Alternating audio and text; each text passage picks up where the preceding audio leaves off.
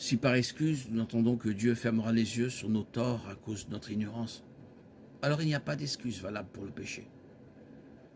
Le péché est toute pensée, parole ou action commise par les êtres humains qui est contraire à la perfection de Dieu.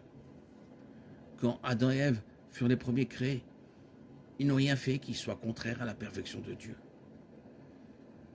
Mais cela n'excuse pas leur péché lorsque Dieu donna sa loi.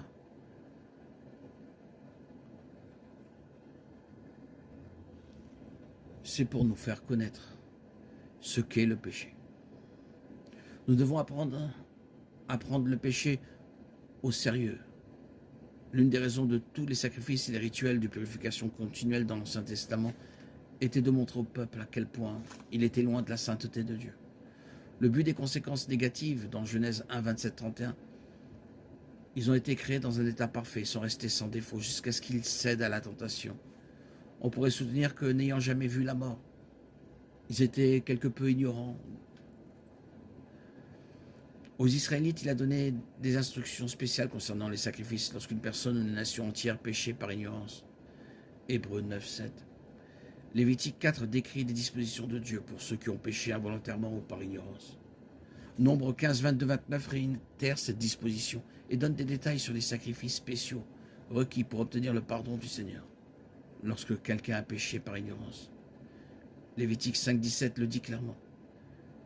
Si quelqu'un pêche et viole l'un des commandements de l'Éternel sans le savoir, il est non moins coupable et portera sa peine.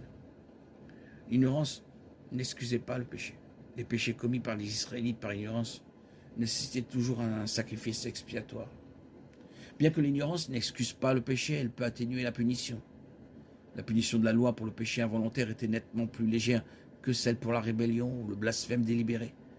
Jésus a réitéré ce principe dans Luc 12, 47, 48. Le serviteur qui connaît la volonté de son maître et qui ne se prépare pas ou n'obéit pas à son maître sera battu de nombreux coups.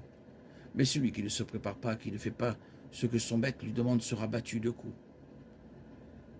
Ici, nous devons apprendre à voir le péché comme Dieu le voit et à le haïr comme lui. Psaume 31, 6. Je déteste ceux qui s'intéressent à des idoles sans valeur, mais j'ai confiance dans le Seigneur. Proverbe 29, 27.